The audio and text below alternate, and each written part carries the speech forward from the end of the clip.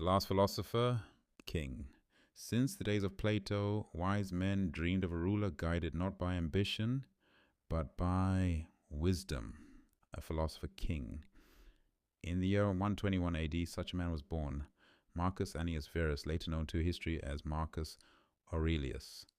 From the beginning, fate carved a difficult path. Marcus lost his father at age 3 and was raised by his grandfathers, who nurtured both his intellect and his promise. Even as a boy, he was known for honesty and self-discipline. The Emperor Hadrian took notice. By the age of 11, Marcus had embraced philosophy, choosing rough clothes, upper floors, a simple bed on the floor, and a life of inner discipline over luxury. Hadrian, sensing something extraordinary, adopted Antoninus Pius on the condition that he, in turn, adopt Marcus. And so at 17, Marcus was named heir to the throne of the Roman Empire. But he did not celebrate. He did not crave power. Instead, he grieved for the quiet life of philosophy. He feared he was losing.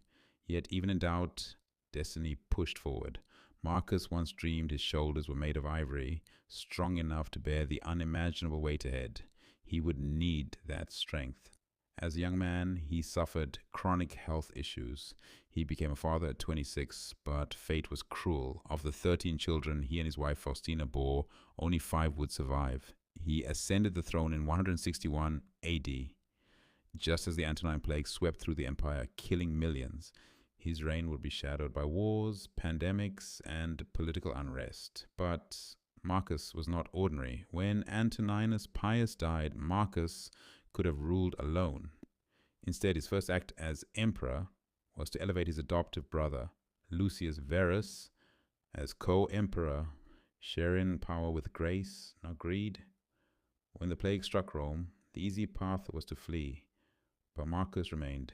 Amid death and despair, he stood as a symbol of calm and duty, reassuring his people through presence, not speeches. As the empire's finances crumbled, he again faced choices. Raise taxes? Loot provinces? No. He sold imperial treasures to sustain the empire. We possess nothing of our own, he told the Senate. Not even the house we live in. His philosophy was clear. Do the right thing. The rest doesn't matter. This was stoicism, not in words, but in action. While others talked of virtue, Marcus lived it.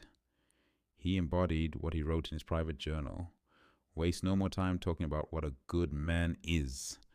Be one. These writings, later titled Meditations, were never meant for others. They were reminders, aphorisms, quiet conversations with himself amid the chaos of command. He wrote in tents during campaigns, in the Colosseum as gladiators fought, stealing moments of reflection where he could. Through his words, he sought calm, clarity, and the strength to carry on. Death to Marcus was not a fear, but a teacher. Think of yourself as dead, he wrote. You have lived your life. Now take what's left and live it properly. And later, you could leave life right now. Let that determine what you do and say and think. Even in his final days, sick and far from home, he was a philosopher to the end. On the cold Germanic frontiers, as his friends mourned, Marcus reminded them, "Why weep for me? Instead, think of death, which comes to us all." And then, with the dignity of a man who had long prepared for the moment, he said, "If you now grant me leave to go, I bid you farewell." His final note in Meditations reads like a last breath of wisdom. Make your exit with grace, the same grace that welcomed you in. On March 17th, 180 AD, at the age of 58, the last true philosopher king pulled the covers over his head and passed into legend.